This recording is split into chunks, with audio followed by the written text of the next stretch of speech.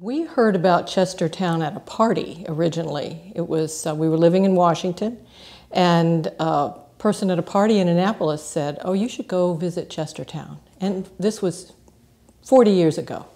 But it made a big impression on me. They said it's on a river, it's a college town, and it's kind of off the beaten track.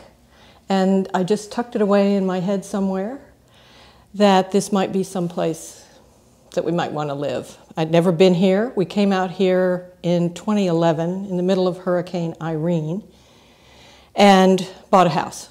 Had not sold our house in DC. Just fell in love instantly. And I don't really quite know why, but I grew up on the Potomac River, so I did love the river part of it, and I've always loved the Eastern Shore, but this wasn't, you know, on Route 50 or anything, and I love the college town aspect of it. So I just think Chestertown is a very special place. I've talked to a lot of my women friends here about that, and we all feel the same way. There's some kind of way where it attracts creative people, but we all feel like, particularly women, and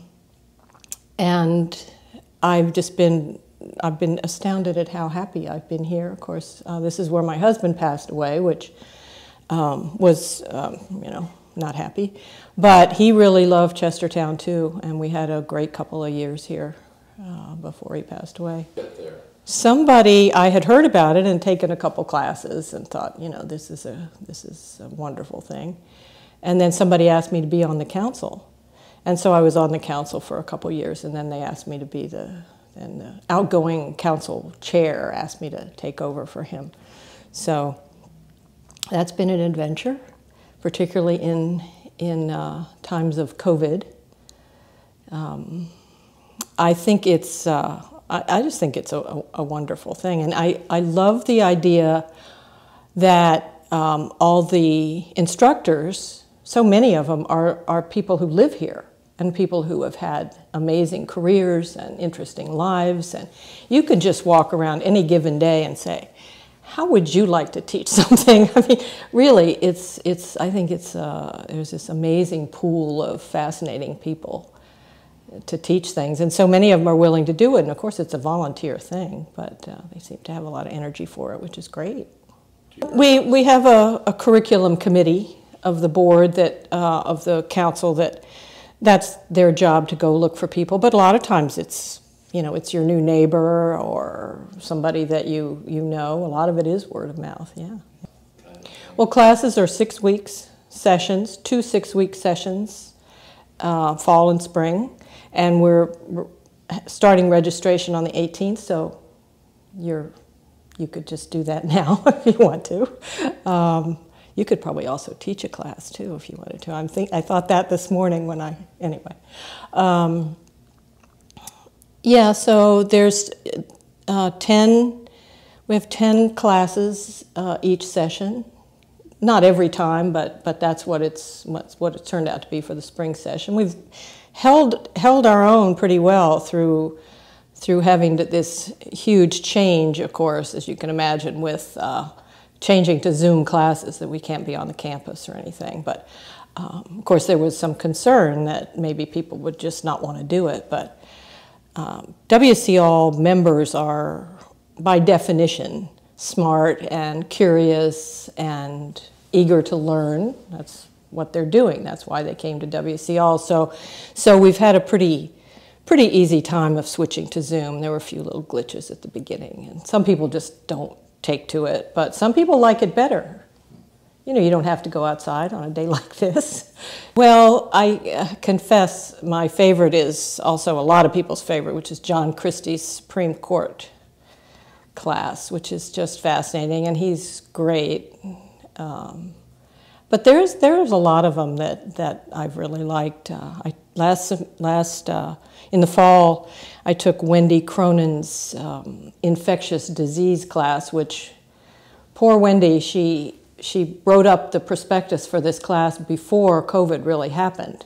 She was just sharing her expertise. She's actually a tuberculosis expert. And then all of a sudden, and of course the class, you know, filled up like crazy, and she had to really scramble with that, but she did a fantastic job. It was fascinating.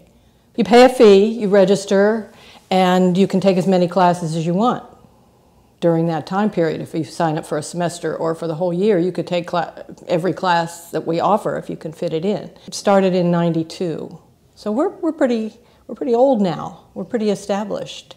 And of course, we also have these Learn It lunches. I don't know if you know about that, but we have usually 4 of those each semester, and those are held at the college, or they will be again, I'm sure.